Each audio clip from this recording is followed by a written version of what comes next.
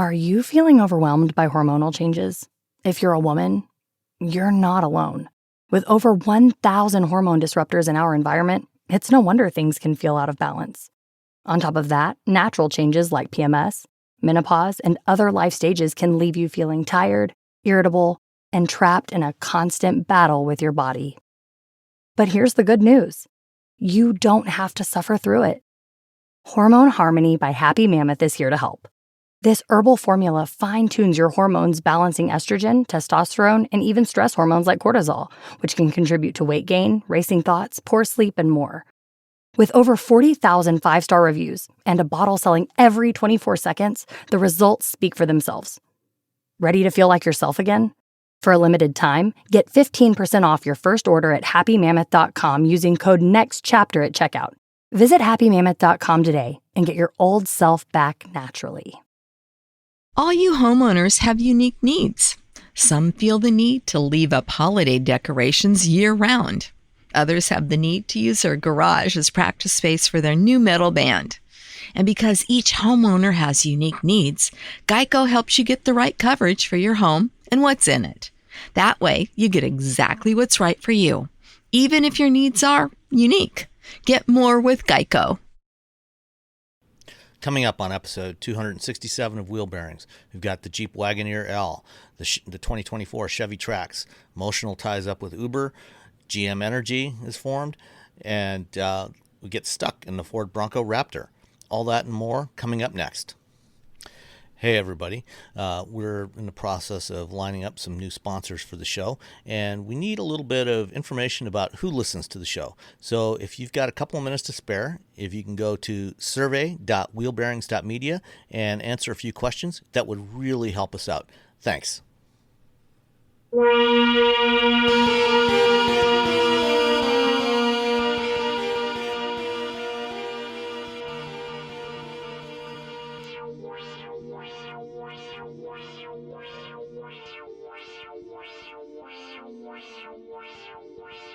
This is episode 267 of Wheel Bearings. I'm Sam Abuel-Salmon from Guidehouse Insights. I am Nicole Wakeland from the Fast Women podcast.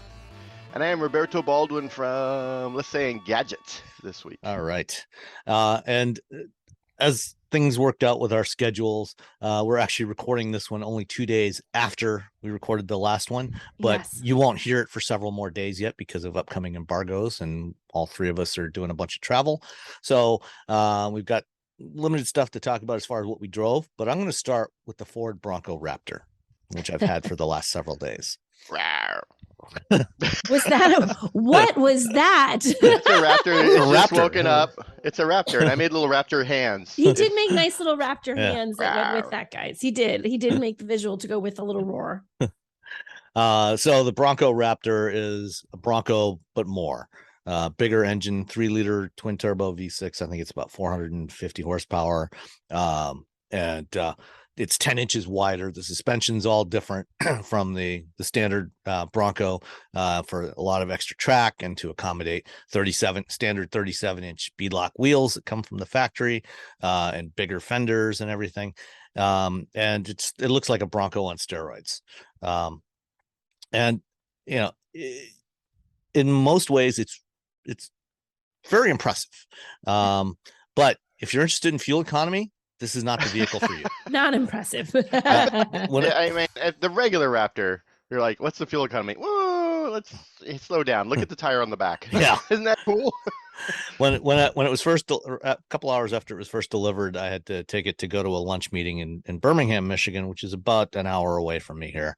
And mostly highway driving, and it averaged about 15.5 miles per gallon, which, you know, in the year of our Lord 2022. Yes, is a heck of a lot of money. Yes.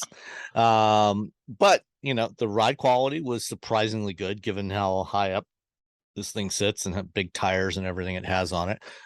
It was the driving dynamics were definitely a lot better than, I haven't driven the current generation F-150 Raptor yet, but the previous generation felt really soft and floppy, and when you went around corners it kind of wandered around. This one is much more tied down, feels much more like driving the Jeep Gladiator Mojave, you know.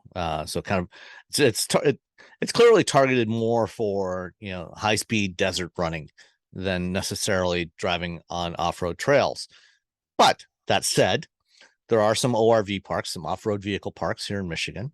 And yesterday I opted to go try out the Bronco Raptor there to see what it could really do. How'd that go, That Sam? sounds exciting. It sounds like you had it the went best really day well ever. until it didn't. Oh, Yeah, that's how all off-road. That's how all off-roading and track days go. I have a couple of pictures from you on my phone that tell me that the day took a definite turn. Oh yeah. So I was like, is that Sam or somebody he's else? So like, oh, so Sam. on sand and rocks and on dry trails, it's fantastic. Although granted, it is wide. The place I went to is this place called the Mounds ORV Park. It's northeast of Flint.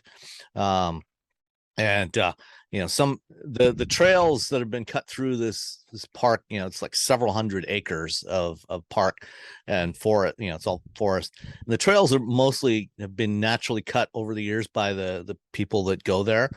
So you've got these through like over some of the hills, you've got trails that cut through there, and it's basically like going through a little mini canyon. And it just barely fit through there, but it did fit. I got it through everywhere. That's as long as it fits. Yeah, no, got through everywhere. I think definitely a Hummer EV would not have fit. No. But the Bronco Raptor did fit everywhere that I tried to take it. Some places it fit a little too well. It was a very snug fit, but the problem I ran into and what I learned the hard way yesterday is that when they put all-terrain tires on a vehicle, there is a all-terrain tires. You can think of them kind of like all-season tires. They are master of all, or jack of all trades and master of none. That's kind of what these were. Big 37-inch Goodyear or Goodrich TA off-road or all-terrain tires, KO2s, and they're as long as whatever the surface is relatively dry, like whether it's boulders or logs, or just a dirt trail, you're good. You definitely do not want to go in the mud with these things. Womp. If it's a shallow, puddle, like a puddle, fine.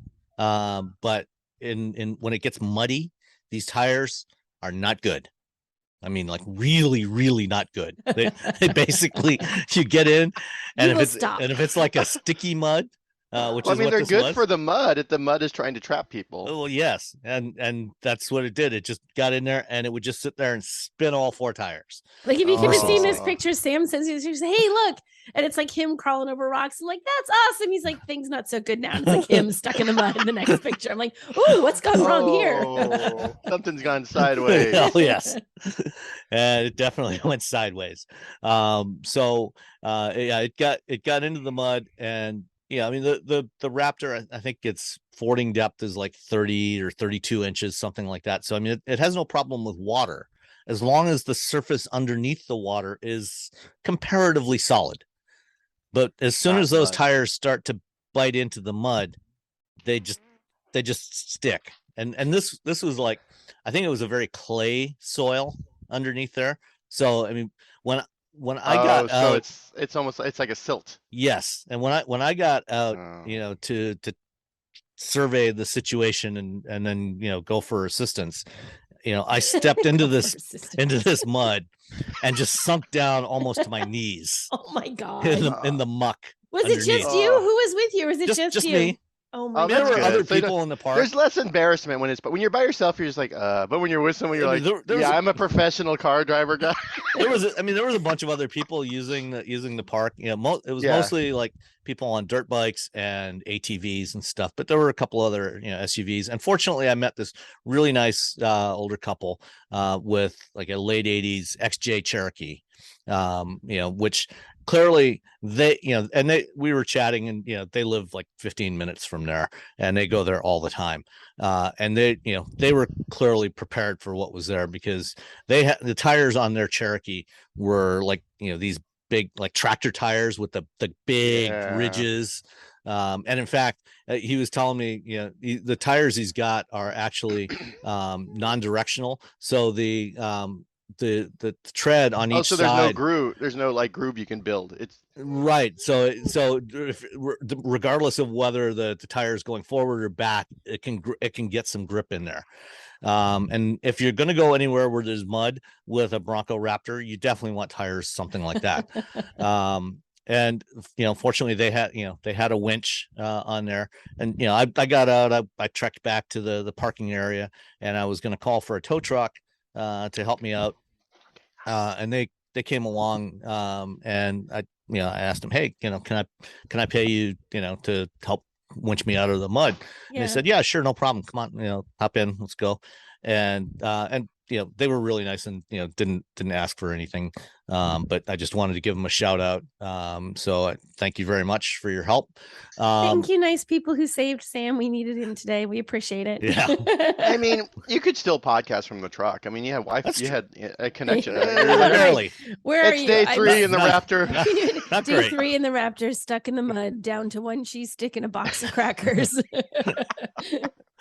So there are definite limits to what you can do with, as amazing as the suspension is on this thing, and it's got these fancy remote reservoir dampers and everything on there, and big beefy suspension, cast aluminum control arms, and the big tires and everything. What it ultimately always comes down to is the tires. It's the interface between the vehicle and whatever it is you're driving on, whether that is a road, a trail, or a mud bog. It always comes down to the tires. And if you don't have the right tires for the job, nature will win. Every single nature time. finds a way. 120% of the time, nature will find a way to beat you if you don't have the right tires. So, whether it's driving in winter weather conditions, you want winter tires, great. Don't go with all seasons if you can avoid it. Get winter tires. If it's driving through a trail where there's going to be muddy ponds, and this pond was not that, this puddle, it looked more like a puddle when I saw it. I said, oh, I can get through that. I mean, it was maybe, it was literally, barely twice the length of the vehicle, so I mean, it never looks as bad as it is. It actually is. Unless I can do that. Oh, wait. Unless you get out and like walk into it and see, and feel yourself sink into the muck. And then you realize, okay, I better go this way instead. And, yeah. So I learned. I'll definitely be going back there again, but I know what areas to avoid now. I when I had the R1T, I took it up to Hollister. It's an off-road park here in Northern California. It's great. It's got, I don't know how many miles, but lots of miles of road. And we were driving around. We're doing a video shoot, and we're driving past where you do the rock crawling. And there's these. It's rainy. And there's these 3 gentlemen, they're up there with their, their Ford, their Tundra and their 4Runner, and, they're all tricked out. And they haven't gone past this one point. I'm like, I wonder what's going on. And so we go up there, and the vehicle, it's got 4 motors, it's all-wheel drive. And we get up there, and what it is there's a thin layer of silt over hard pack. Oh, God. And so it's like driving on ice. Mm-hmm. And the wheels are just like immediately get like filled with silt, and so we're driving and just sliding all over the place. And I realized that there's a camber to the road, and if we keep going, and I'm like, okay, where am I going to turn around? Because I can't turn around here because I'll just slide into a gulch. And again, it all comes down to like, okay, well, what are the wheels that I have, or the tires that I have right now? Okay, this is an inappropriate use of these tires. Let me turn around and go back to the other off-roading part where it's not like this, and I'll be fine. But yeah, you have to, you just can't think, oh, I got all-wheel drive, I got an off-road vehicle, I'm just gonna go for it. Like, oh, hold on, I know you just got it from the factory or from the showroom, but get an off-road friend. Yes. Call Emmy Hall, ask her what she. There you go. Call Emmy Hall, and she'll just tell you whatever you want to know.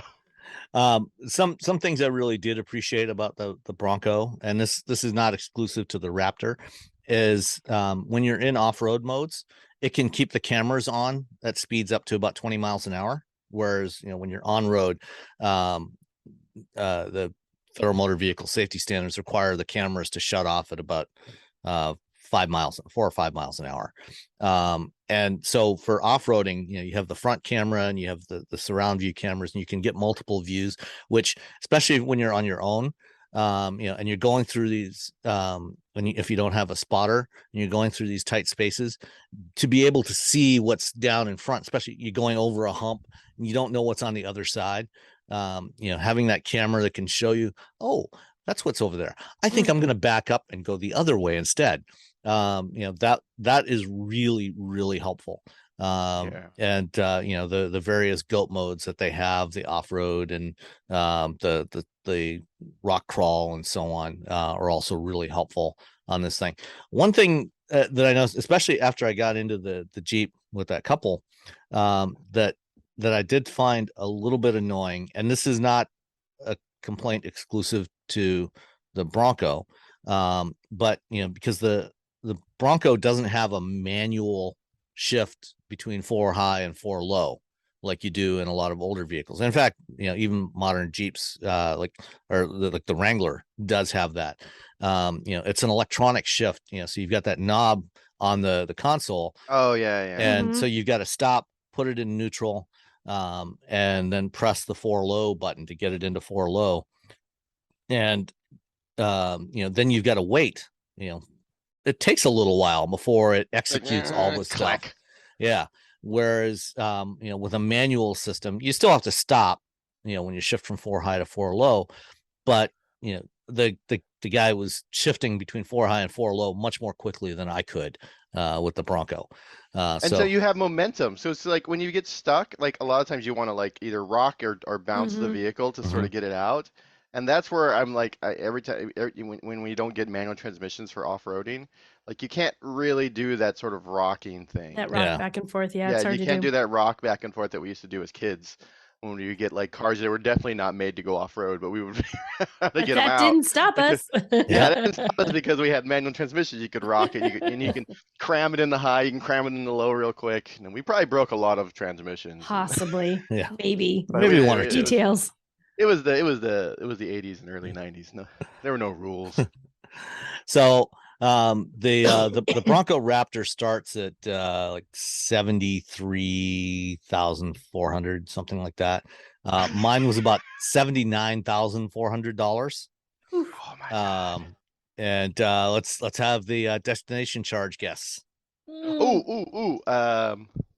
1,300. $1,295.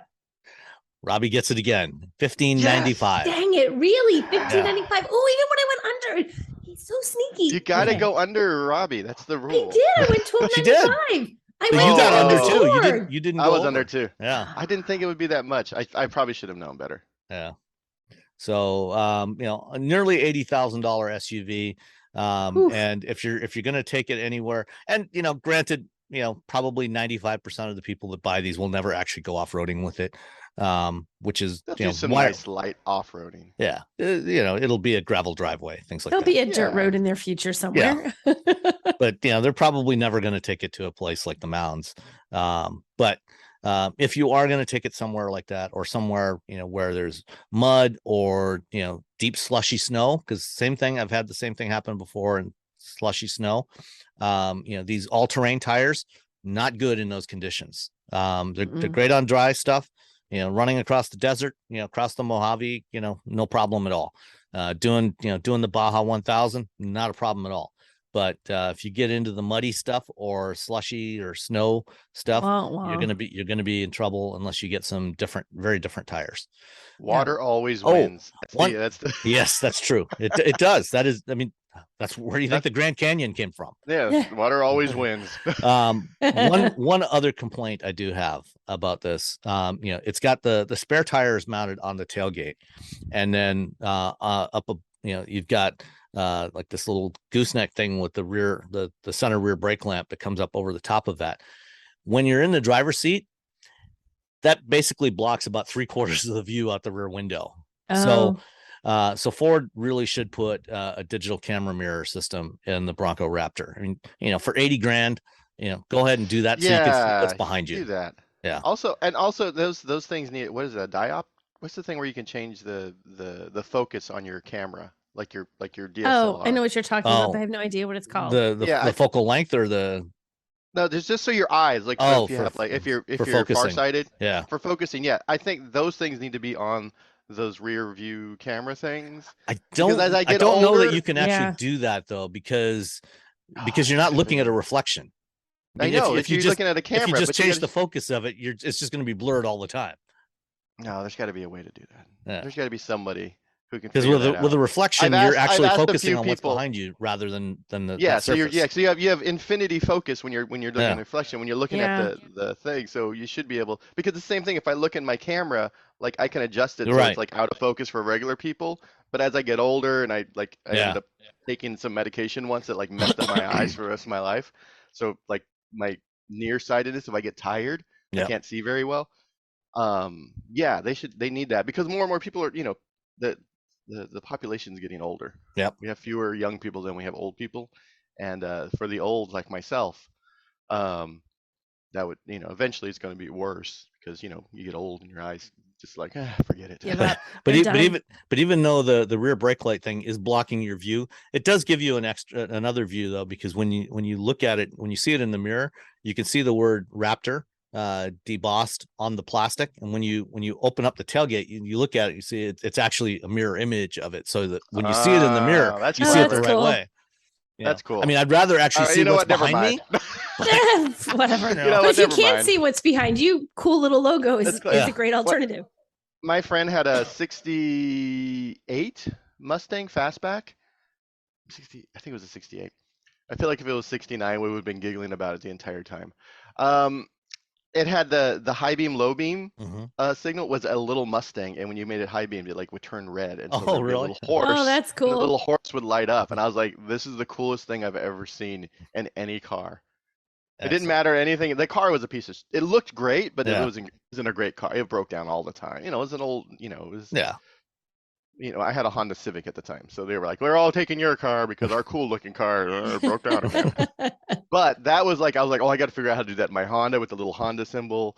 I'm sure there's probably some regulatory issue why you can't do that now, but Probably. those little touches though, those make all the difference. Yep.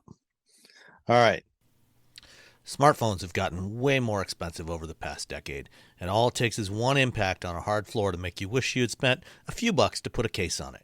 Going online without ExpressVPN is like not having a case for your phone, and it only costs a few dollars a month. Nicole, Robbie, and I travel a lot for our work, and we spend a lot of time in hotels, coffee shops, airplanes, and of course the Delta Sky Club.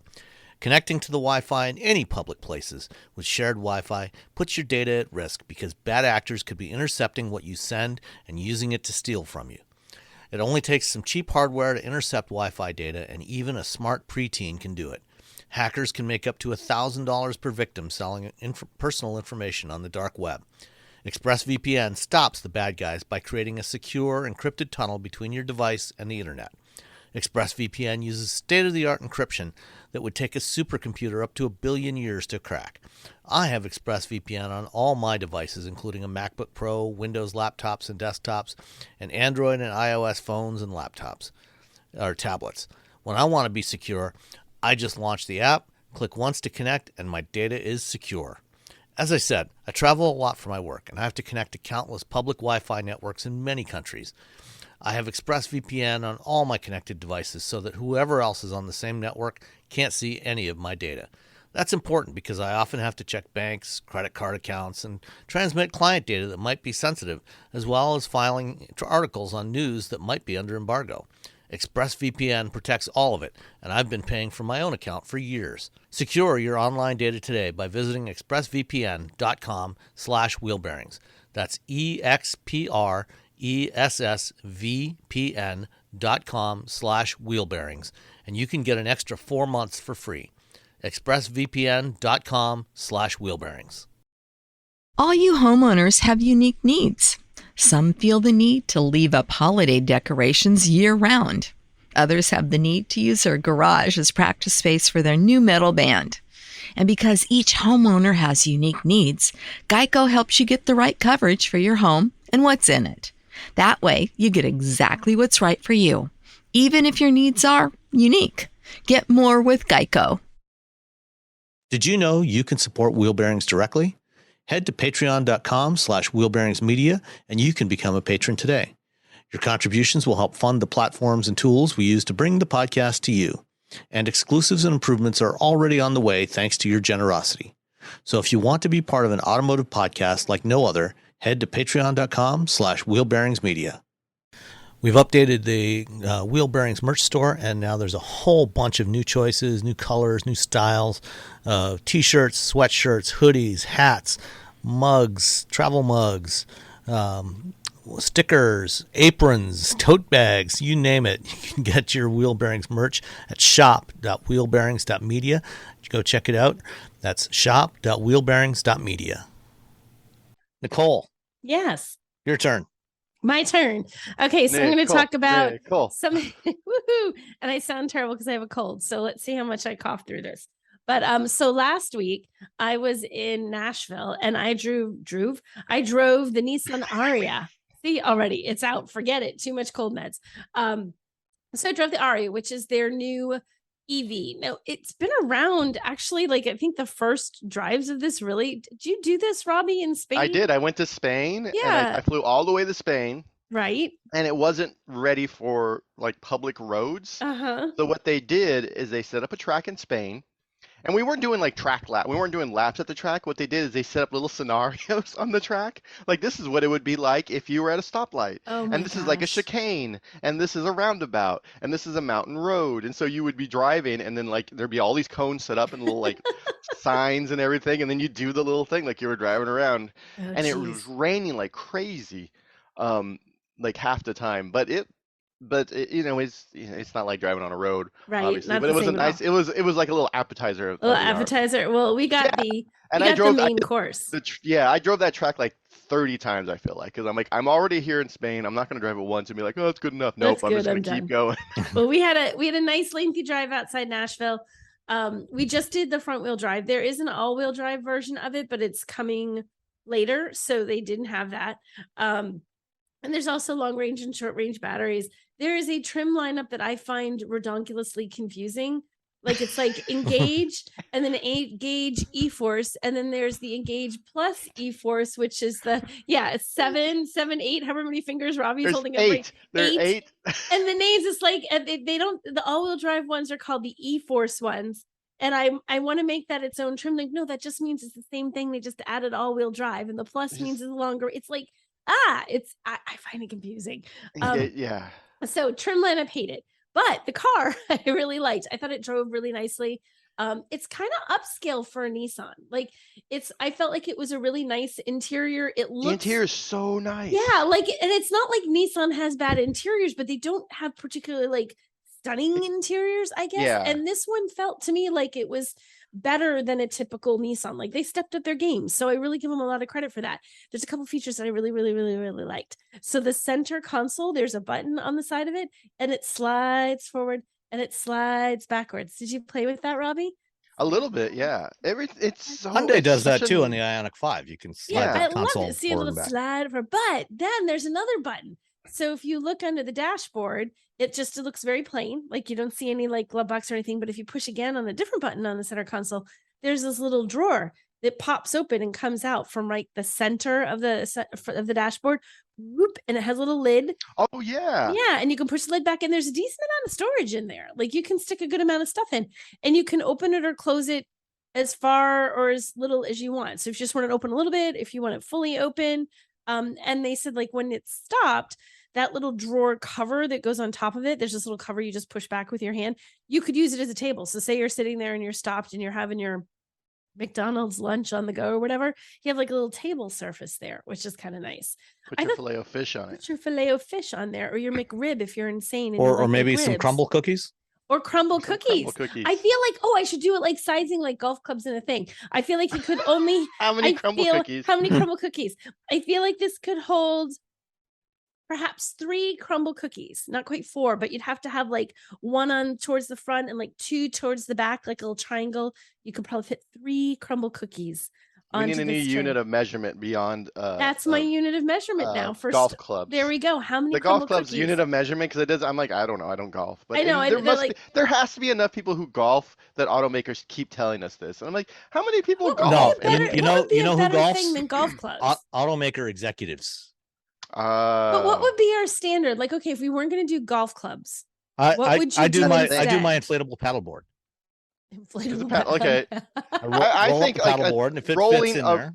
the roll. What do you call it? The thing you take on the airplane. Roller that bags. Mhm. Rolling things. You're I rolling. feel like You're that's rolling a more common bag. one. Most people know the little rectangular roller no one bag. no one wants to pay to like check a bag if they can help it. So Or everyone wait has for an hour and Mhm. risk their bag being lost. It risk should their be in bag being roller lost. bags. It Yeah. should be in roller bags. This That is how was this is the unit of 2 measurement. roller bags wide, 3 roller bags Roller across. bags deep. That would totally resonate with 90% of the population. Yeah, everyone's But- like, oh yeah. Oh, okay. I understand I what know a how roller big it is bag now. So so Ariya, I liked it. I like the little features. I like the sliding center console. I like that little deployable dash storage. The one negative is the charging. It doesn't charge as quickly as say the Ioniq 5 and EV6. I'm drawing a blank. I believe it's 130 kilowatt charging in the Ariya, which is like a little on the lower side. And today times. Exactly. And I feel honestly, like when you at drove least it, 150. yeah, and Come when on. you drove it back in whatever, Robbie, April. I mean, if it had maybe been Oh, coming gosh, I don't out in remember. April, maybe it would have not felt as slow as it feels now in Yeah. October, where you're looking at what's out there and what's coming out, and you're like, that's kind of slow. And I mean, granted, you can't take advantage of some of the fastest charging because not all the chargers support that, but still. And kinda even want when it they to. nominally support that, you know, Right. they often don't work.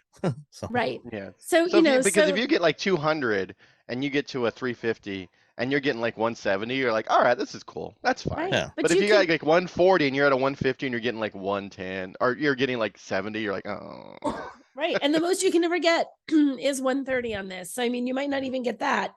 Excuse me.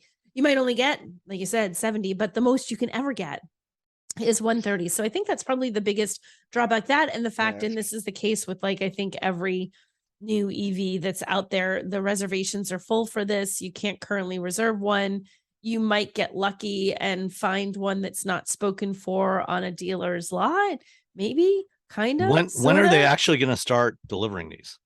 I believe deliveries Fall?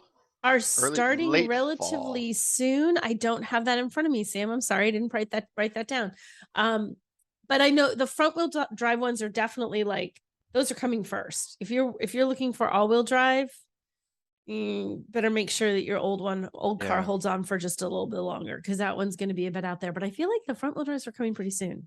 Did you have a chance to drive the E-Force vehicle? No, Like because they had a Leaf in Spain that had E-Force on it. oh no, we did really, not. It was really nice. It was I was really impressed. I'm really happy that Nissan, like, you know, an automaker that, you know, in the 90s and in the 80s was like, yeah, you know, hard body trucks, and the Nissan Sentra, which was sort of, you know, everyone had the red Nissan Sentra sedan. Right.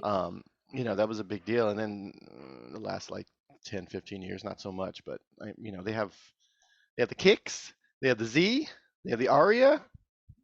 I feel like they're doing good. What I like about the Ariya is I'm hoping that this is where Nissan continues to go with the quality of its interior and the features and the style. Like if this is a preview of where we can expect new Nissans to go as they're refreshed, or as they're all new, or as new models are introduced, I think that bodes really very well for the brand, because it's really good. The interior is good. I like it. One downside, all the Arias for now are going to be built in Japan, which means no eligibility for clean vehicle credits. Right. So you will have to pay full freight. Womp womp. Womp womp. Yeah. That's unfortunate. Everyone's moving factories or opening factories quicker in the United States. They're trying, but it's not something you can do in 2 seconds. Yeah. I'm guessing we'll see Nissan just throw a tent up at production of the Ariya either in Smyrna or Canton, Mississippi in the next 2 years. Yeah. Jobs for people. JOBs, as the kids say. And I get to try hot chicken because 1993. it was in Nashville, so I was really excited. I got to have some Nashville hot chicken while I was there, which makes me happy. You'll have to have some more this week to clear your I sinuses. know, right? So Yeah, we'll both be in Nashville this week for the Toyota Crown. Toyota Crown, Oh. Toyota Corolla, Toyota Highlander. I feel like there's Oh my more. God, so many. I think it's things. just those Toyota three. just those three. Toyota's like, how many cars can we shove into an And how many event? cars can you put into a 3-day drive? There's so many events that I'm not allowed to go on anymore. I did a really good job not traveling in September, but like October, I'm like, okay, well now I don't have a lot of money. So now I must travel. So now I must travel, and I keep bringing things up. My wife's like, no, you're going to where and where and where, and now you want to go where? I'm like, Yeah, no, you may not. no. I added a car to the thing. You added a car to the thing? What did you add? I added the EQS SUV, the Mercedes-Benz SUV. I forgot that I drove it because it was weeks ago, and it was when I couldn't do the podcast. And so I remembered after you talked about going off-road that I took the EQS SUV, the Mercedes-Benz SUV of EQSs. It's a weird. Their new naming convention with their EVs is, if it was possible, is even more confusing than their old naming convention when they only had internal combustion engines. Yeah, it was like the S blah blah blah numbers. Yeah, and you're like, wait, okay, what is the C? Well, they had the just one letter for the sedans, and then GL and a letter for the SUVs. V's. Yeah, and now instead of GLS EQ, or something like that, it's EQS SUV. So, it could be EQ. No, I guess you're. Yeah, it's that's what happens when you're like, okay, stake in the ground, this is what we're doing. And you had like e-tron, and then they had the e-tron. Then they had the e-tron, and then the e-tron. Yeah. and then the e-tron GT. And then the e-tron GT, and now and the then Q4 e-tron. Q4 e-tron. Like, wait, is it I remember having to call them and ask or email them and like talk to them about video for the because I drove the RS e-tron GT. And I was like, wait, where does the RS go? Is it e-tron GT RS or e-tron RS GT or RS e-tron GT? Yeah. I was in the snow in Canada, standing in front of a camera, and I'm like, wait, and walking over to the Audi representative. I'm like, wait, where does RS go in the naming of this vehicle? So when I say it on, is it R? He's like, RS starts, and then you go e-tron. Okay. Anyway, back to the EQS SUV. Went to Colorado to drive it, and they said, hey, we're going to go off-road. And I was like, all right, fine.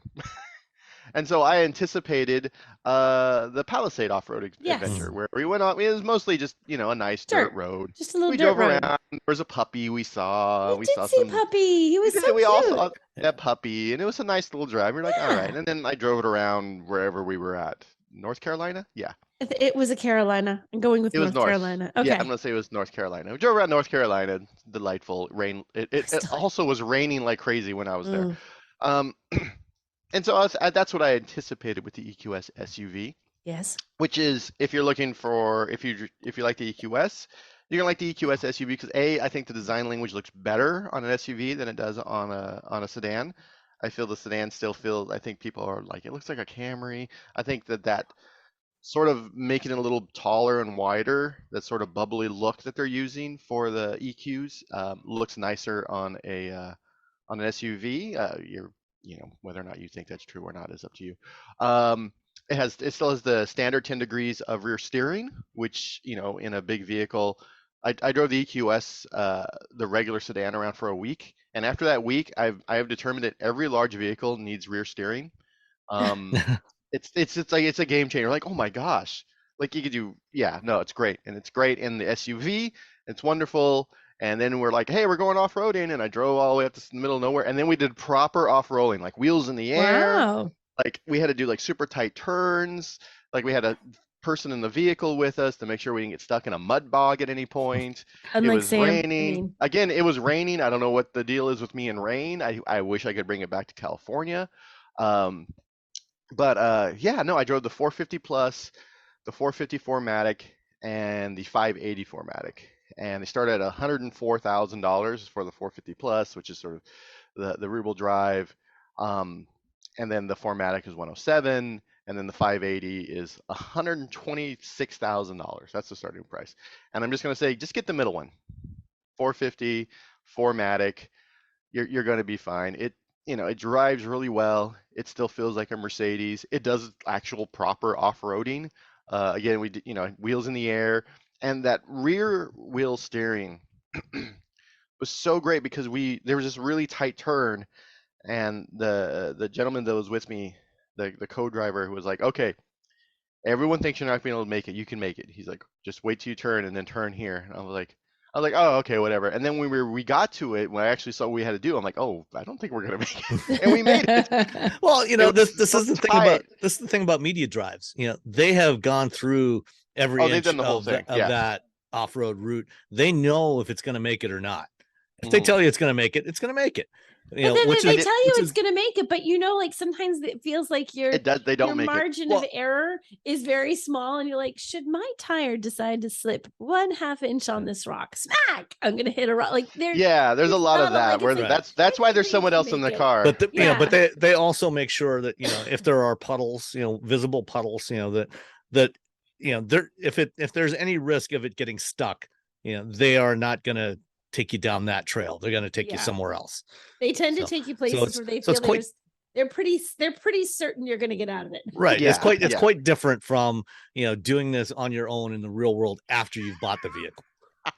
And it had different tires. The wheels it had different tires than the one we were driving than the regular. So we got into different EQSs. But we were going over rocks. I was really quite impressed with how well the vehicle. So if you live in Alaska or Montana and you're a fancy individual, and you were like, you know what, I want an EQS. I want an electric Mercedes-Benz. I'm gonna charge it on my ranch. I have solar panels, and I have all these things. I'm off the grid because society's going to collapse. I have like all my prepper stuff, and I still want to be able to get off of my ranch. I still want to be able to go, get things. I'll throw some different, some better tires on here, and I can do it in my EQ. I can do it and be very comfortable. Although I would suggest that if you're in Alaska, you might want to hold off for a while before you select an electric SUV like that. While it's certainly capable, charging is still pretty limited in Alaska, and there's people, they don't go anywhere. They stay in there. I'm talking about preppers. That's why. Oh, okay. You stay in your town, you get some stuff, you order your supplies from the local grocer, and then you're ready for the apocalypse. So as you're ready for you're ready for the apocalypse, the EQS SUV, it's the nicer that should be, I feel like that's marketing. EQS SUV, ready for the apocalypse. in style, in luxury, in style, because you can't. You know what? If society collapses, we got gas engine. Hey, guess what? Gas goes bad. You're gonna have a refinery at your house? No, but you're gonna have solar panels at your house. I was gonna say, where are you gonna get solar panels? You're gonna solar charge your EQS SUV. Yep. And you have wind. You can throw some windmills. I mean, people have all the prepper. They know what they're doing. Yeah. Anyway, so we took it off road. It did a great job. Far more impressive than I anticipated. On road, it just felt like an EQS that was an SUV. Very comfortable. Very very luxurious. Very Drives Mercedes. well. The 580. It's quick. But again, I don't think you need the 580. I think the 450 4MATIC is the one for the price point. Yes, you can go faster in the 580, but it's a Mercedes SUV. It's the EQS. Where are you going? There is a third row, and I'm pretty sure what I was told back in the day at some other event was that it was for people 5'4" and shorter. Yeah, because I'm looking at a profile shot of the EQS SUV right now, and they say it's fine, but the one thing about Mercedes is they just tell you exactly, like, oh, don't put tall people back there. Like other places, like, well, that the Mercedes is very much like, no. Don't even try it. We're not going to lie to you. Don't do it. This is the size of the human you can put in the back of the vehicle. So I didn't bother trying to get into. I don't really bother getting into. I think you should try. I think that would be like our golf club measurement. How hunched over is Robbie in the back? How like what degree is my spine twisted? What are the chances he's going to need a chiropractor on a scale of 1 to 10? Yeah, no, I don't. Yeah, I don't even think do they have a third row one? I didn't see one there. They had a bunch of them. And again, the getting into the third row thing for the lulls is not my jam anymore because I'm old and You I just just don't couldn't want be to do it. bothered. It's just like, and it's a picture that I never use. It's just like, oh, I don't fit in the third row. Yeah, we knew that. Yeah. Anybody who knows you knows that. Yeah, everyone who's buying a third row vehicle, unless they're getting like the Navigator or something like that, they know. They Yeah. know that it's like, okay, I'm buying this thing with a third row. It's for like a toddler or the time I have to drive across town with like a bunch of my friends and I put the shortest ones back there and we're only driving 5 miles. They're not going to have a good time, but we all get to take the same And then car. the number of times, really, you're right. The number of times an OEM will say, oh, our third row is really accessible and you can really get back there. I'm like, well, I appreciate that the second row slides forward. You still have to be a toddler or under 5 feet tall to actually sit back there and be comfortable. Unless Or it's you a Jeep Wagoneer L. Well, the Jeep Wagoneer L is like 2 cars. You throw in one. L in It's there. gigantic. I feel like if you throw the word L in any, or not the word, but the letter L in anything, that third row better be proper. There better be people who 5'9". 5'9" should be comfortable at the back, and anything with an L in the name. Yeah, no, it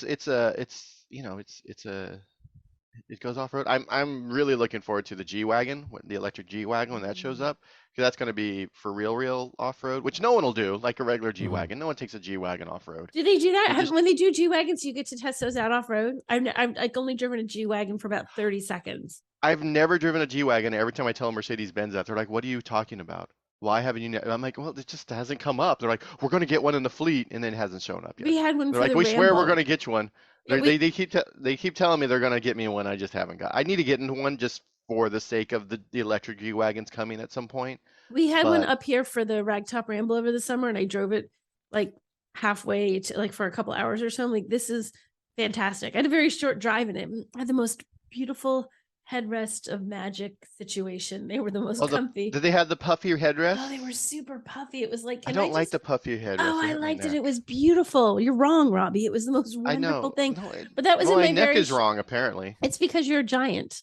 Well, I have a really big head. I have a really I think we already talked about it. It's like the small torso, like long, gangly arms and legs, and then just giant head.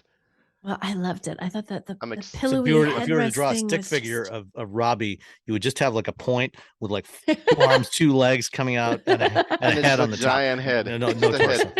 I don't know if my torso is shorter, and I don't really know. I've never actually measured it, but I'm just assuming just because my arms and legs are so long and floppy. I'm like the thing, with the car that the crazy man.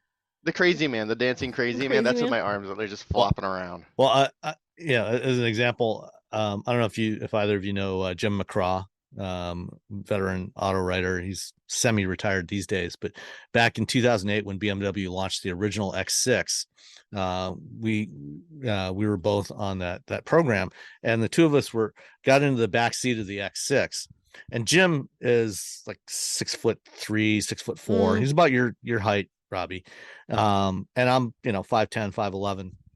And we get in there, and my head was rubbing against the ceiling, and Jim had like at least a couple inches of clearance in there because he had proportions more like yours, so shorter torso, long legs and arms.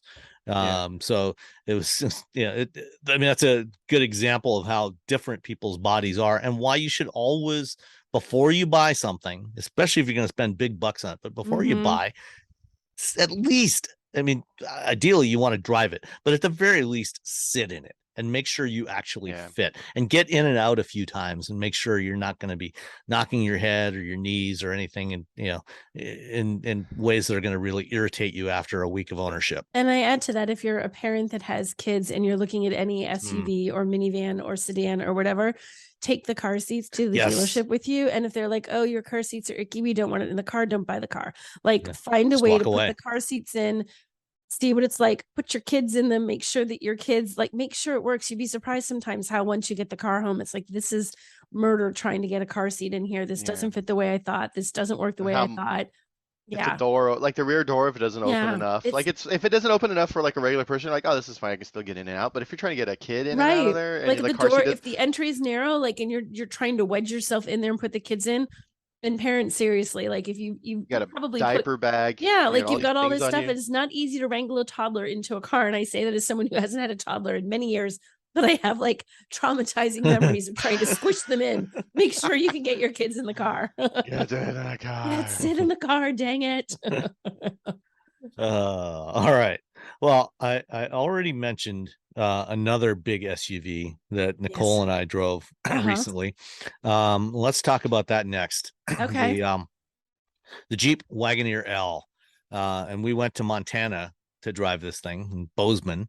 And we even got to spend some time with Jim Morrison, the head We of Jeep did. North America, and got some crumble cookies with Jim.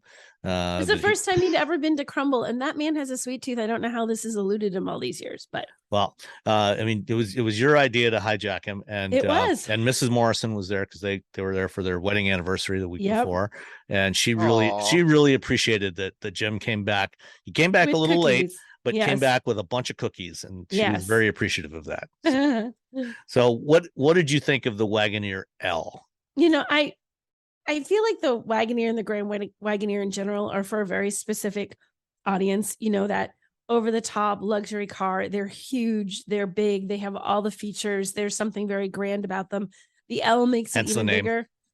Yes, Mhm. exactly. Like they're just giant. They're everything. And then 12 inches longer when you make the L, and most of that I believe is in the cargo area. I don't think it does a heck of a lot. Split. I think it's about like 4 inches in the rear, in the third row seat area, and then 8 inches in the cargo area. So yeah, so you get a little bit more third row. You get a lot of additional cargo room. If you're someone who has a large family and you're often carrying a lot of stuff, I think the L is a great option. Like if you were trying to decide between the two, like I'm getting a Grand Wagoneer. Well, I have 3 kids. I don't normally have a lot of stuff. I just want this giant car. Fine. I have 4 kids or I have 5 kids. Or I'm often carrying a lot of people with me and a lot of stuff. That extra cargo room can make a big difference if you're camping or doing something, or even if you have kids who are really involved in sports and you're carrying a lot of sports equipment in the back of the car. Great idea. I don't think for most people you need the L. And I also the biggest drawback to it, let's take the fact that these are not inexpensive vehicles off the table because they are pricey. If you're already looking at that kind of budget, they're difficult to park in normal parking spaces. Now there's all sorts of features and there's cameras and all these things to help you park, but they are big. So you will find even when you're smack between the lines, you still don't have a lot of clearance on either side, which means if you do have kids getting out of the car, you're going to wonk the cars next to you with the doors all the time. So that's like literally the big drawback. They're wide, they're long. Like I was pulled all the way into a spot. My nose couldn't have been any further in because I was, right up against the grill of the car that I was pulling straight into. It still sticks out a pretty good bit in the back, So it has sort of truck-ish dimensions to it, which is something you either like or you don't like. I happen to really like the Wagoneer and Grand Wagoneer, and if I was looking for a long wheelbase variant, I would have no hesitation getting these as a long wheelbase, because the other piece of the puzzle with these guys is that if you want to go off-road, but much like the Mercedes G-Wagon, don't know that you're gonna, but you can. Like there's some genuine off-road capability in these that you're not going to find like in a Navigator or an Escalade or something like that. So I like it. It's just big. Yeah, well, and I mean we noticed this last year when we drove the regular non-L Wagoneer and out of Manhattan. The Wagoneer is 4 inches wider than a Ford Expedition and 2.5 inches wider than the GM SUVs, the Tahoe and Yukon and Suburban. So I mean it was already wide, and it's longer. It was about 3 or 4 inches longer than the corresponding standard wheelbase versions of the Ford and GM models. And now the L is also longer than the Suburban and the extended length versions of the others. So yeah, it is a big beast of a vehicle. And certainly the sensors and the electronics help, but that only goes so far, when you simply cannot fit it into a parking space. The sensors aren't 19 feet long. Yeah. It's long. It's a big beast of a vehicle. The other thing that's new for the 2023 model year, it's launching with the Wagoneer L, but is also available on the standard Wagoneers, is the new Hurricane inline-six cylinder engine. Which are great. I like those. And that was a big part of the why we wanted to drive these. So the base Wagoneer L, you get the standard Hurricane. So this is a 3-liter twin turbocharged inline-six. It's based on the architecture of the 2-liter turbo that they've had in the Alfa Romeo Stelvio and Giulia, and some of the Wrangler and some of the other Jeeps for a couple of years now, basically adding a couple more cylinders on there. And then, so you got 420 horsepower in that base version. And then there's the Hurricane 510, which you get in the Grand Wagoneers, which, appropriately enough, makes 510 horsepower, hence the name. And this is something I told Jim Morrison when we were riding together. It's like the engine feels great, but driving so many EVs lately, I've been spoiled. Yeah, even with 510 horsepower and almost as much torque, as many foot-pounds of torque, it didn't feel exceptionally. I mean, it is quick, but it doesn't feel it. You don't have that instantaneous thrust that you get with an electric powertrain, and it almost felt a little disappointing.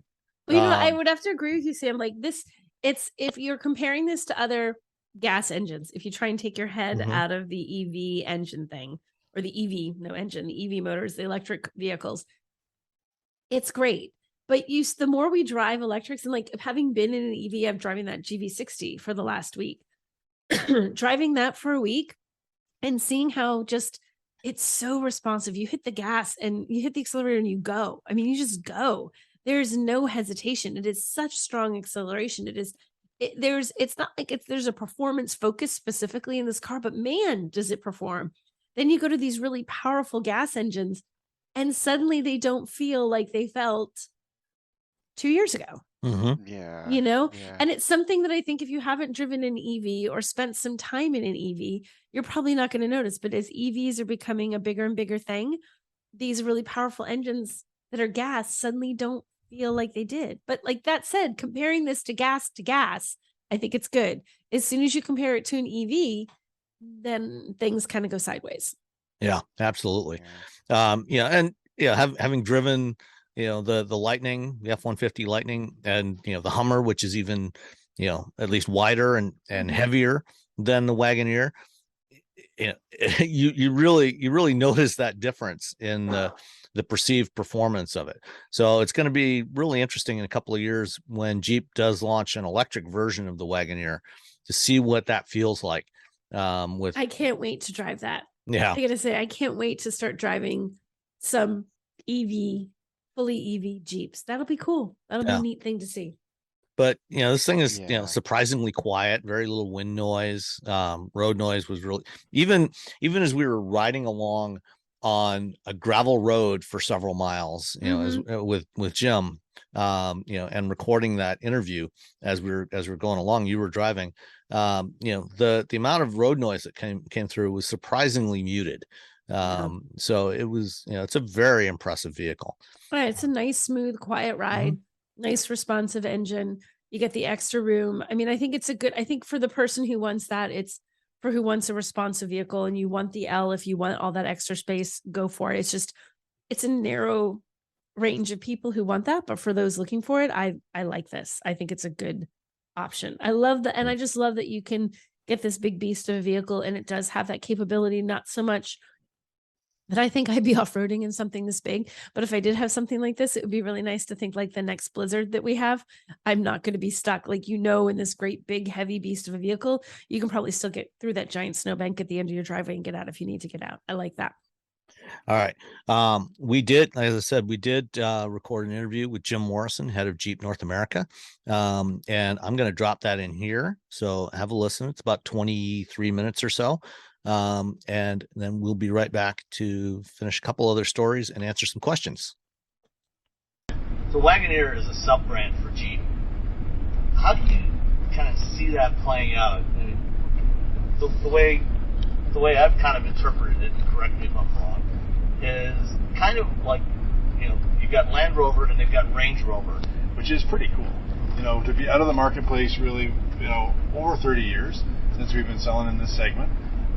To come back and get to number 2 and then be the top of the game from the overall appeal, which means customers are looking at us, they think it's a good choice.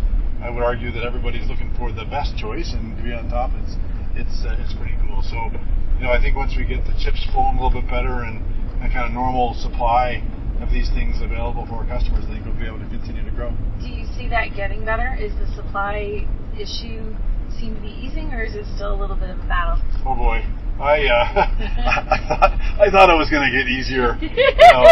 Last year, I thought it was going to get easier last month. I thought it was going to get easier last week. None of which have come to fruition. Where have they been coming from? Have they been moving up from Grand Cherokee, Wrangler, and so on? Or what share of your customers are coming from other brands? The majority of the customers we have so far, by far, 60-70%, depending on the month, are coming from other brands that have similar like size vehicles. We are getting some people that have a bigger need for even bigger vehicle than Grand Cherokee. Some from Wrangler, but most of them have been from competitive brands. It's been really a lot of incremental business for us and our dealers. Pause. Ring crane. What are you going to ask next, Sam? I have fluffy questions. See, I have easy questions. I got softballs. Okay. You got to ask some hard-hitting automotive journalism. That's you. Okay. So one of the things about this vehicle we're in right now, this Wagoneer L, is it's the first product with the Hurricane inline-six, and I was actually really surprised to hear that Stellantis was developing a new inline-six cylinder engine, because as anyone familiar with engines knows, the inline-six is the perfect form factor for an internal combustion engine, because of smoothness and capability. But why a new internal combustion engine for Jeep or for Stellantis at this stage, as you're also making big transition towards electrification? Well, I think a lot of it has to do with, we've got a great electrification plan where we told the world, we showed them 2 new all-electric vehicles we're going to have in the marketplace by 2025. We even predicted that kind of half the sales by that period of time would be all-electric vehicles, but the other half are going to be gas-powered. And what better way to offer our customers more fuel efficiency and more power? It's a way to have your cake and eat it too. This vehicle gets 60 and 80 horsepower more than the V8s that it replaced, and it's going to get 3 or 4 or 2 or 3 miles per gallon better, even with that horsepower gain. And that's really some good stuff. This thing that we're driving in right now, 24 miles per gallon, is pretty incredible, given how big it is and how capable it is.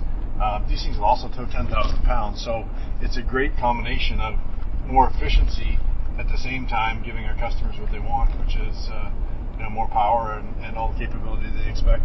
Is that 24 the projected highway fuel economy? It's the estimated highway fuel economy for a Wagoneer with a Hurricane.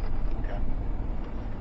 I'm wondering about when you're talking about the towing, even for off-roading. Do you know what percentage of people actually take? Because you don't really think of you think of off-roading in the Wrangler. Yes. You don't think of doing it in this, but we did. You totally can. What percentage of people actually do that in the Wagoneer, the Grand Wagoneer? I'll say that 100% of the customers want to know they can, and most won't. Okay. Right?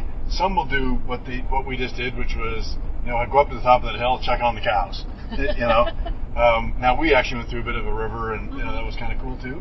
Or get to their favorite fishing spot, like my grandfather did with his best friend in his Grand Wagoneer. That's how they got to the fishing spot. But most honestly won't go off road. But because it has Jeep heritage and it's part of the Jeep family, we need to make sure they know they've got the best 4x4 system. And whether they need to or they just want to keep their family safe, they know they've got the best. They've got it anyway. Yeah. This is crazy. This Wagoneer, it's got active drive and quadra drive. Quadra drive, you can actually lift up and drop down one wheel, and it will put 100% of the power, actively manage the torque, and push it around to that one wheel that's got all the power and push it forward. So that means if you're, silly enough to have only one wheel on the ground as you went through the brook, or you've got a real slippery situation where you've got ice and snow. Customers won't care about all that. They'll just know that when they press the gas, it goes forward. That makes sense.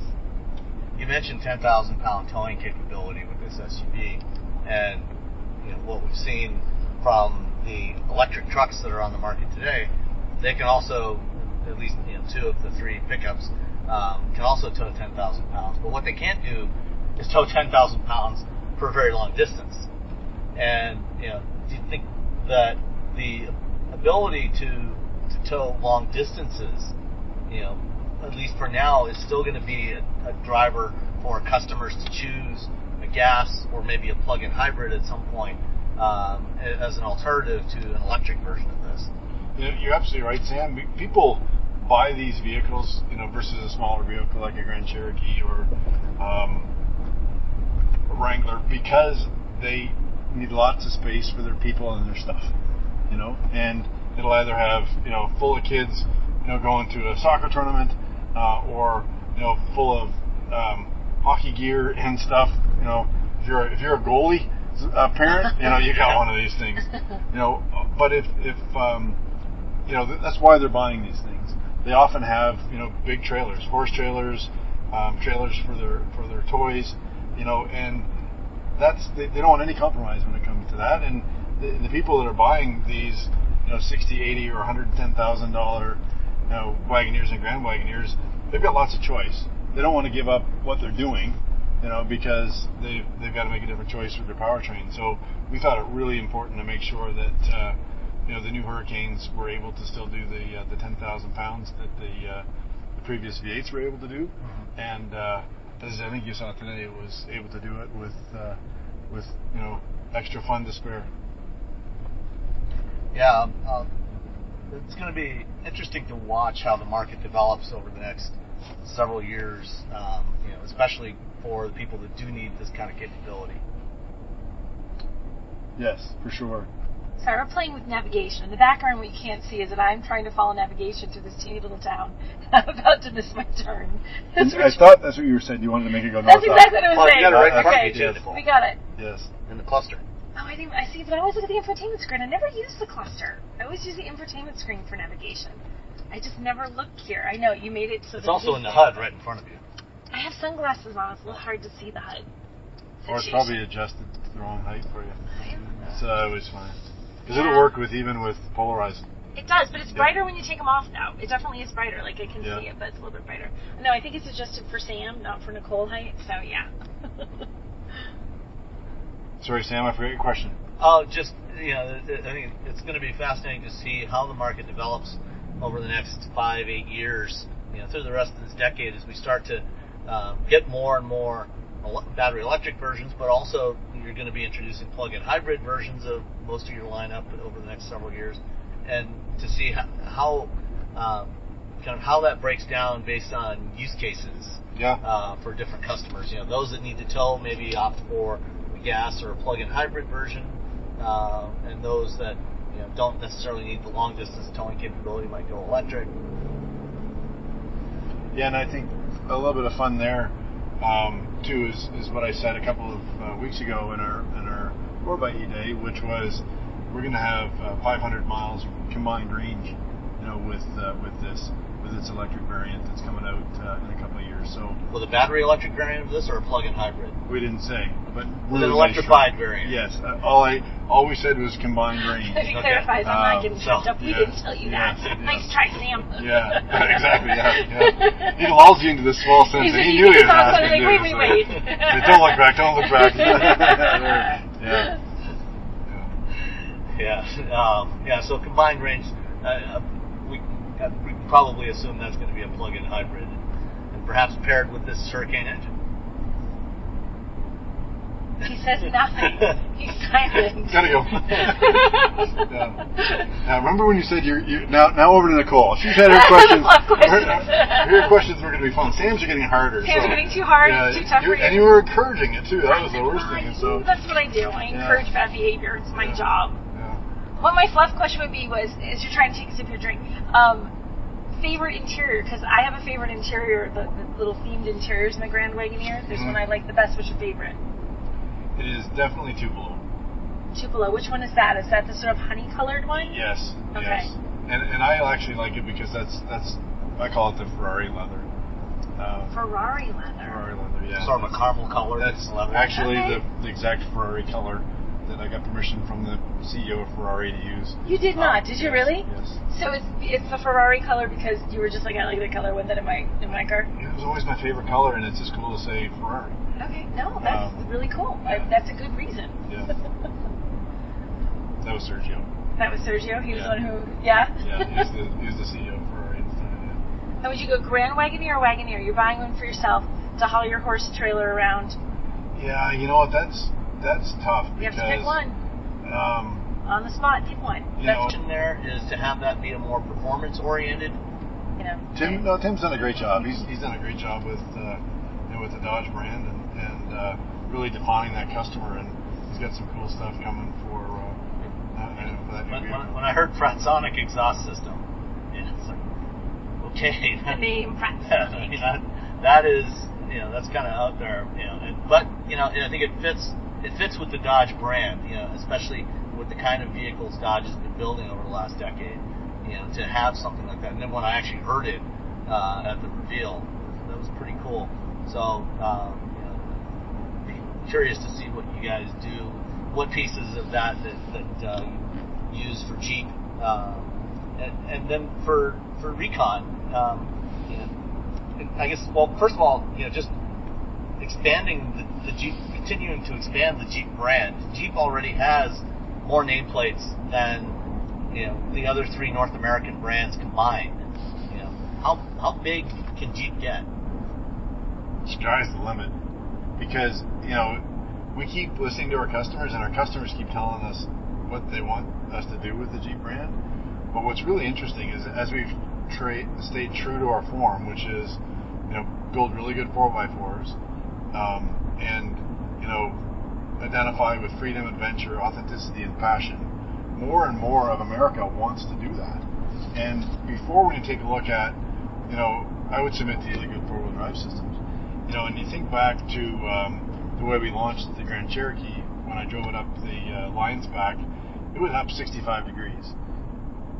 One of the things that enabled that was the electric powertrain, right? You can't leave a gas engine at 65 degrees for very long before all the oil doesn't go up and you burn up your gas engine. Well, the electric, it doesn't care. Right. It was just happy to deliver the the power to the ground, and it was able to do that really confidently. So it's nice that we have that kind of next step of 4x4 technology, which is what people expect from us at Jeep. Yeah, having driven the Grand Cherokee 4xe earlier this year in Texas on an off-road trail, and then the Wrangler during the Mama Spring Rally on a really muddy off-road trail. That putting it in electric mode is so cool. Because you still have all that torque, but the silent. You can just hear everything around you. Is a really interesting experience when you're off-roading. It is a different dimension that I don't think anybody really, thought of, to that level. But once you drive in complete silence, connect with nature, it is really cool, and you don't want to go back, and when you think of the torque that we deliver through our 4xe Wrangler system, it's 470 pound-feet of torque. To put it in perspective, our best before that was the diesel at 420. Yeah. Right? So it's got gobs more torque, and it's instant, and it's quiet. You take the doors off and the top off, and all you can hear is a little bit of wheels on the rock or wheels on the sand. Scraping yeah, over you rock. hear the crunch of everything underneath. And it's just so cool that it's a great Jeep, but it's really a great experience that once you've done it in complete quiet, it's a bit of a game changer. So my husband, which our listeners know, has a 4xe, and someone ducked his Jeep this morning. He got a little rubber duck on it. Oh, nice. Good. He's really excited. Good. So he put a picture on the little Duck Jeep New Hampshire forum that we have, and everybody saw the little flap, the little charge port, and people didn't know what the charge port was, and everybody said, "Are those mirrors that pop out from when you're off-road?" They all thought they were pop-out mirrors. That was the thing. So people that are huge Jeep fans still don't even necessarily know that the 4xe is out there yet. More importantly, I'm stuck on I can do that as a mirror, and why didn't I think Yeah, of that right? until A little now? pop-out mirror. He actually says, like, you got it. I'm like, yeah. He said, you just went boom and popped out the mirror. So when you're off-road, there's your mirrors. And then when you're back like normal, pop them back. It takes 5 minutes to put we have a removable mirror. Yeah. But it takes 5 minutes to put on. Yeah. Imagine just like a charge port. Now it just pops out. I can just stick a mirror on that. See? Yes, thank you. There you go. You're welcome. Yeah. Yeah, we'll send you the $10 for the first 5. Excellent. Thank you. Yeah. Perfect. My $10 commission for that. Yeah. So I even forget the question now, because I was so excited about why isn't it a mirror? Why isn't it a mirror? Wouldn't that be cool if you just like popped in, you had mirrors? That's all. You wouldn't have to worry about putting stuff in and out, and just tucked right in there whenever you needed them. Yep. So with the Recon, that's a roughly Wrangler-sized vehicle that's going to be electric. I think you kind of hinted at that there's also going to be an electric a BEV Wrangler. Do you see those two vehicles potentially cannibalizing each other? I don't think so. I mean, obviously there's going to be different people that are at different stages drawn to both, but I think if we do it right, we'll be able to, support vehicles and build both. Like we did with Wrangler and Gladiator. Because we've expanded the scope of having true pickup truck capability for people that want a Gladiator, and continuing to improve Wrangler, we've actually set records with both Wrangler and Gladiator. So by definition, there's no substitution. Each one a little more focused. Yeah. So with that same sort of attention and formula applied to Wrangler and Recon, expect to attract more people to the brand, and some of them might come in on a Wrangler and decide, hey, I want that Recon, or come in on a Recon and think, oh, I really want that Wrangler. So they're nice to have some choice for them. But like we're seeing with 4xe Wranglers, a lot of a different customer than we have with our normal Wranglers. In fact, 2/3 of those 4xe customers are only seriously cross-shopping other electric vehicles. Oh, wow. So, pretty dramatic when you take a look. In fact, it's helping us because it's underwritten the best first half of the year yet for Wrangler, and bringing new customers to the brand. And once they become a Jeep person, you're always a Jeep person. So hopefully we'll keep them around. But I expect more of that kind of formula applied, Sam, to both Wrangler and the Recon. On kind of a different tangent from that, we talk about cross-shopping, and the dealers have been a challenge when it comes to selling EVs for a lot of automakers. I know somebody who recently was looking for a new SUV to replace a Toyota FJ Cruiser, and they went in, they looked at the Wrangler 4xe. They also looked at a Toyota 4Runner and Land Rover Defender, and they were disappointed in their experience with the Jeep dealer because the Wrangler 4xe had not been charged up. He wanted to. This is somebody who also owns a Tesla, and owns two other EVs, owns a Tesla and a BMW i3, and was really hoping to get something electrified, but he was disappointed in the experience he had with the Jeep dealer because the car was, or the Wrangler had not been charged up, and he couldn't get an opportunity to test drive it with in electric mode to see what that experience was like. How are Jeep dealers accepting, or how are they responding to the shift towards electrification? Are you having any challenge with them, and are you planning anything like some of your competitors are doing, with maybe potentially buying out some dealers that don't want to go down the electric path, or maybe having new dealer agreements that require certain things for selling EVs? Yeah, nothing really dramatic like that. I mean, we come from the dealer world, and we've got our dealer partners. Obviously, we continue to train them, and they're doing well. I mean, with the 4xe, it is America's #1 selling plug-in. I'm embarrassed to hear of that challenge you had with your friend. like to figure out how and make sure that that never happens to another customer. But sometimes, with our Wranglers of late, not to make excuses, but they've been coming and going so fast that my guess is that would probably just got off the truck, and didn't have a chance to even be properly PDI'd and set up. But it's not a good, excuse. I mean, it's making excuses now. There's no excuse for that. But overall, our dealer body is performing very well. In fact, we've recently upgraded them all with Wagoneer, and there's even a select group of certified Wagoneer dealers that have gone through another level of training to make sure that customer experience is number one. And I'm happy to report that that's working. Wagoneer has got the highest customer satisfaction within our dealer channel, and then the whole Jeep brand is the best performing, with that sort of training towards the customer experience, taking it up one extra level. So always room to improve, and lots of room to improve to continue to get it to be best in class. But we are focusing on it and trying to make our customers' experiences even better and better.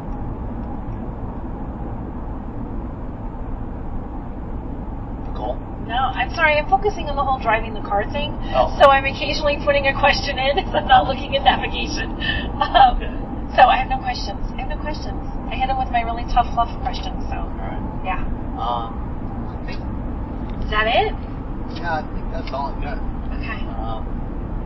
Anything else you want to tell us about Jeep that we haven't talked about? Now he's speechless. I've never heard that in my whole life. Yeah, I think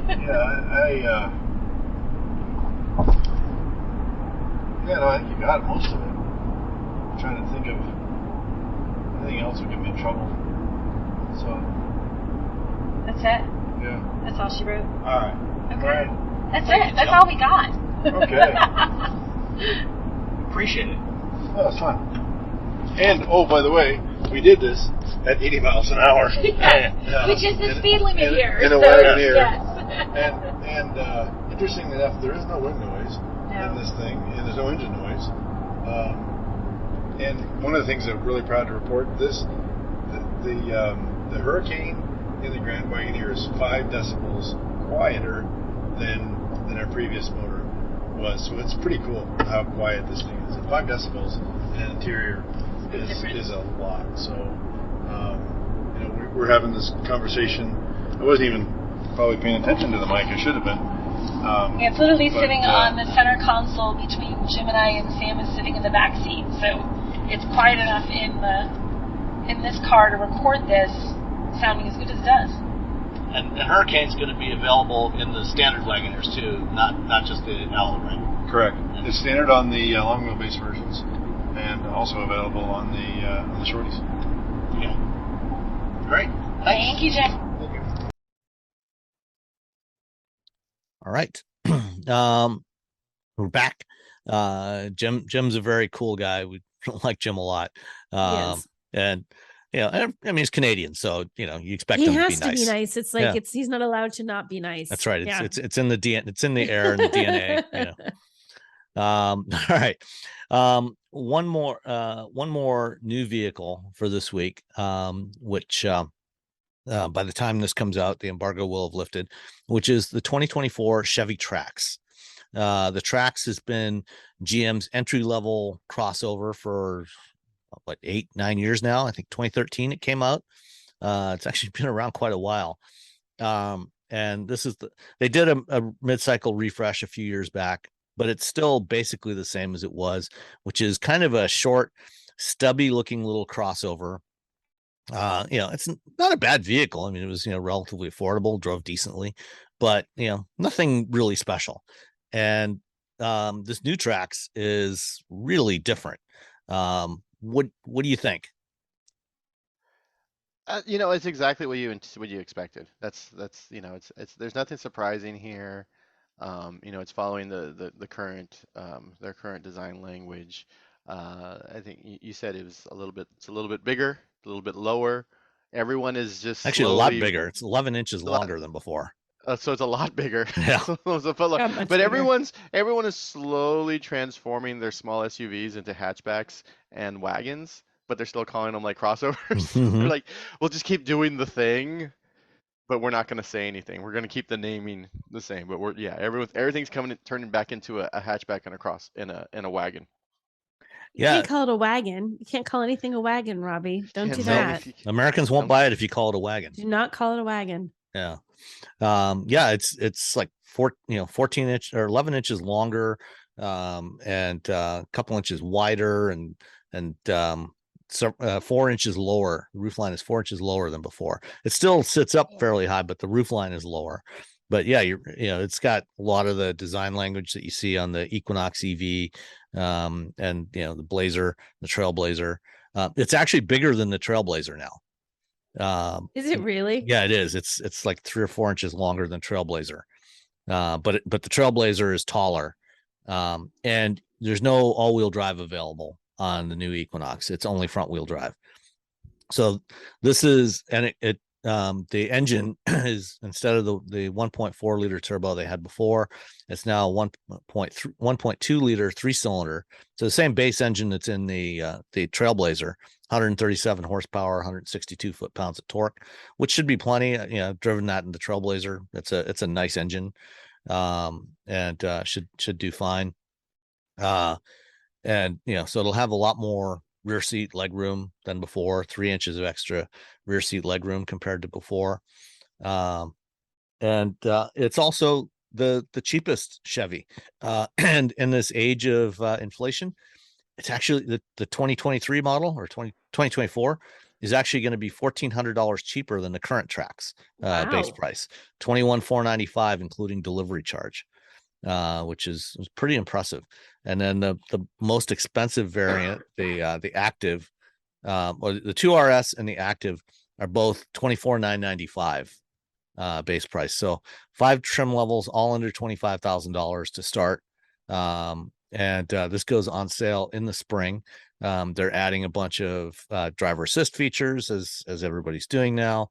Get better infotainment system than before, 8-inch touchscreen standard, 11-inch optional, similar kind of design to what we saw in the Equinox EV, and the Blazer inside. So it should do all right. The interior, it looks good. I mean, the interior looks good. It's hard to tell, as soon as you're looking at a picture and things look great, then you get to it live and in person, and the textures and the look of it isn't as good. But I mean, if it looks as pretty in the real world as it does in the pictures, it's got a decent interior too. And to be honest, I like the design. The exterior design of this better than the HRV. The new HRV is a little bland. Yeah. This Trax, I think, looks a lot better. Nice. It has a little more personality. Yeah. Yep. I do like that they put that they have the rear vision camera as standard. The backup camera that you legally have to have. Everybody's required to have by law. Right. I'm like, you don't have to put that in there. Yeah. Every now and then you still find things that has something like steering wheel standard. I'm like, really? Standard. That's good. Okay, thanks for that. Seatbelts, standard. Ooh. Look at you. Airbags, fancy. ABS. You got it. I was looking at it, it's like rear vision camera standard. I'm like, wait. Is this just the backup camera, or is this like, they have it in the Cadillac and then the Bolt and a couple other vehicles that, that fancy one. Yeah. Yeah. Where you look in the rear view mirror and it's a camera. And I did a quick search just to double check, and it's it's backup. When in reverse, I'm like, oh, okay. Yeah. All right. One more item here. Motional and Uber announced a 10-year deal the other day to deploy Motional's autonomous vehicles on the Uber network, starting with an unknown location before the end of this year. Motional is the joint venture of Hyundai and Aptiv, the automotive supplier, and they've been working together on AVs for a couple of years now. Previously Uber had been trying to develop their own AV system. They had a division called Uber ATG, Advanced Technology Group, which they decided to cancel, and they sold that off, or actually really gave it away to Aurora Innovations. And now they're doing deals to bring other people's AVs to their network. So Motional is going to start deploying their vehicles on the Uber network by the end of the year. And most likely the first location will be Las Vegas, where Motional and its predecessor companies, Aptiv and Delphi, have already been operating these vehicles on the Lyft network since mid 2018. So that's probably where we'll see them start. But Motional's also been operating some of their vehicles with Uber Eats in Santa Monica since early this year. So it's not the first part of the relationship with Uber, but it's growing. And I think Motional is saying that they plan to have driverless operations. They still have safety drivers for now, but they're going to launch driverless operations in 2023 across multiple cities. And so it looks like both Uber and Lyft will be part of that program next year. Interesting. That'll be cool. Yeah. I think it's Especially cool that they're doing considering that. Cruise is like, we're doing a thing, and then we all went down and saw the thing, and then after the thing, a bunch of things happened. Yeah. They're like, not doing the thing. Oh, the cars got stuck. Change again. your mind Oh, about this the thing. happened. Like, and I understand it's that's what you have to do. It's learning, but also I've been in the city where you get stuck behind a Cruise vehicle, and you're just like, oh no. Never leaving here ever. It's like being in a mud pit. The mud pit. What's that like, Sam? The mud pit of the march of technology. Yeah. All right. Little quick follow up on from the last show. We talked about the TFL truck guys, Rob and Micah. They got a Hummer EV, and it died on them in traffic. They got it to the dealership. Turns out it required a software update on one of the modules. They did that. They updated the software. Apparently it's all working good now. It's all good for now. Until the next bug. Until the next thing pops up and suddenly we have another video from them, and now we're stuck for this reason. Yeah. So it wasn't entirely clear exactly what the root cause of the problem was from the video, but they got it fixed, and they got to figure it out. I guess that's all that matters. And it's working fine now. I didn't have a chance to watch the video. It's all good. Apparently. Okay. I didn't watch all 43 minutes of it, but at least through the first 10 minutes, it was still running. So seems like it was working. Yeah. All right, let's answer a few questions. First, from Twitter, I'm not even going to try to say his username. He just says, just call him DC. So a couple of questions here from DC. Do you guys have any plans on test driving the Fisker Ocean, and are ceramic coatings worth the money? If not, any alternatives? So, yes on the Ocean. Number one. Yeah, number one. As soon as we get the opportunity, we will absolutely be driving it. Production is supposed to start next month in Austria, and hopefully in the next couple of months we'll get our first opportunity to get behind the wheel of the Ocean. And then ceramic coatings. I've never done a ceramic coating on a car. Have either of you? Are we talking about brakes? No, I think they're talking about the ceramic coatings that you can put, as paint finish protectors. I'm assuming that's what he's talking about. Oh, I thought it was like ceramic brakes, because I was going to say ceramic brakes are great if you race. Yeah. And everything else don't, and they squeak. Yeah. You buy the best brakes in the world for driving around town that squeak. Yeah, and those aren't really coated. It's a carbon ceramic composite. Yeah. And ceramic coatings. Can't you just get that little plastic thing they put on the cars? Like I get a lot of whenever you get a Porsche. Yeah. Or like a really nice vehicle where they're trying to keep it. They have pristine. Like a little. Yeah, they have this really thin plastic wrap on it on the front that you can't really tell it's there. You have Until to you look. Yeah. You have if to you look closely, you can see the it. seam. Yep. Yeah. Yeah, you can see the seam. I think those are probably worth the money. Yeah. Yeah, I don't know about the ceramic coatings. I've never had cause to put that on any of my cars. They weren't worth the effort and the money. Yeah. Yeah. Lord Cowwow, convertible. Is it Cow Wow or Cow Cow? Cow. Sorry. Yes, you're right. Lord Cow. I'm sorry. We don't want to mess up someone's made up name. Convertible, T-top, or target top. Also, any word on if either of the latter will be coming to the Supra? I mean, I'm a convertible person myself. I like convert. I go convertible. That would be my choice. Convertible. I've driven T-tops. Yeah. And a target top. Convertible is just better. And the first time I drove the Supra, my first thought was this should be a convertible. Yeah. But my guess is we probably will not see a Supra convertible. I don't think so either. Because this was jointly developed with BMW. BMW sells the Z4 on the same architecture. I have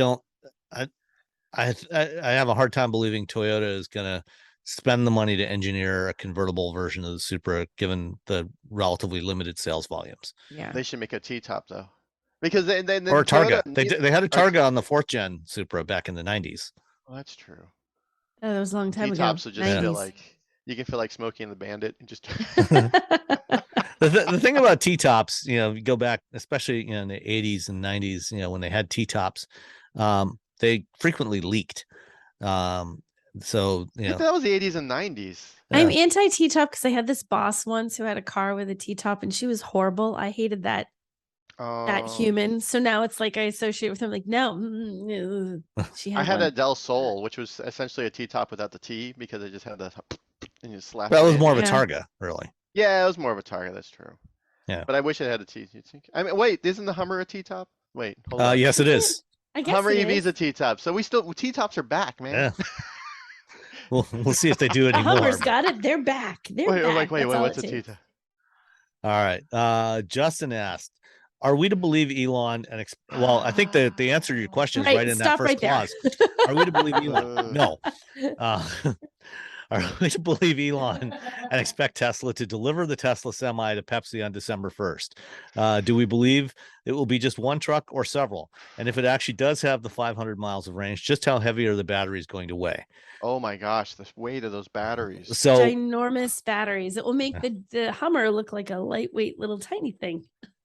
I'm guessing that the number of trucks that they'll deliver to Pepsi in December, assuming they hit that date, will be in the low single digits. It's not going to be a whole fleet of trucks. A giant fleet of vehicles. I also do not believe it will have 500 miles of range, because if you do the math, and as an engineer, I sometimes do the math. Do the math, because that's what engineers do. The math. You're going to need somewhere around 15,000 pounds worth of batteries at a minimum to hit 500 miles of range. Yep. Which also diminishes the amount of load that you can carry. Right. Which is like load is the whole point of a semi. Yes.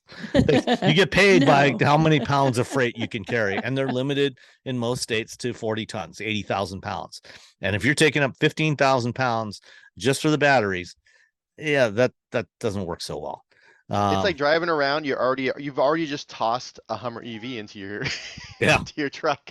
A Hummer and a half, actually. A Hummer and a half. Yeah. Well, you have to take into because we're not counting the okay, sorry. Yeah. So I suspect that they will probably cobble together a small handful of these trucks and put them in a Pepsi fleet for testing. But it'll probably have about 250 to 300 miles of range at most, similar to the other electric semis that are already being delivered by Volvo and Daimler and Cascadia. and PACCAR and a couple of other truck companies. There are already trucks on the road. That's the crazy thing. I've ridden in these trucks. Yeah. And in some cases I've driven these big trucks, and everyone's like, "Oh, the Tesla Semi." I'm like, "There's already ones out there." Yeah. And if you're gonna buy it from somewhere, you're gonna buy it from an established company that you've been working with for decades. Daimler which owns Freightliner, Mack, a bunch of other companies. Or you're gonna buy it from the one company that has not a great service record. A little questionable. Yeah. The thing is, if you whole own thing is service. If you own a fleet and something goes wrong with one of your trucks, you want it to be fixed and back on the road like yesterday. Because you're losing money. Yeah. If you're not hauling goods with that, you were losing money. Yeah, you are not going to tolerate waiting 6 weeks for a service appointment or 6 weeks for parts. It's not going to happen. Right. Yeah, that's when I talked to FedEx about this and BrightDrop, and they were like, it's almost a no-brainer because BrightDrop is part of GM, and GM has a huge service network. Like, do I want to invest a bunch of money in vehicles that I know can be serviced, because I need these vehicles on the road all the time? You can't just like, oh, the truck doesn't work, so Phil doesn't get to do his job today. Or do I want to use a startup that may or may not be around in 5 years and doesn't have a service network? And unless you happen to own that startup, like Amazon mostly does with Rivian. Right. yeah, unless you happen to own a startup with Amazon and Rivian. But it's a tough.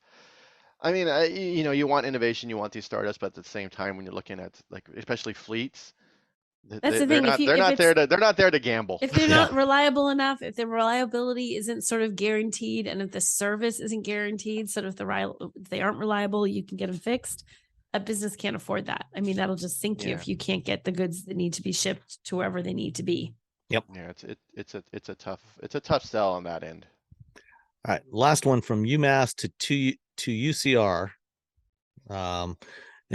Yes, what 2023 EV SUVs will have vehicle to home capability?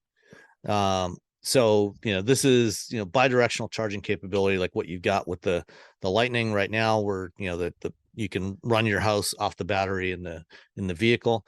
There's actually going to be probably quite a few. The Volvo EX90 and the Polestar 3 are going to have it.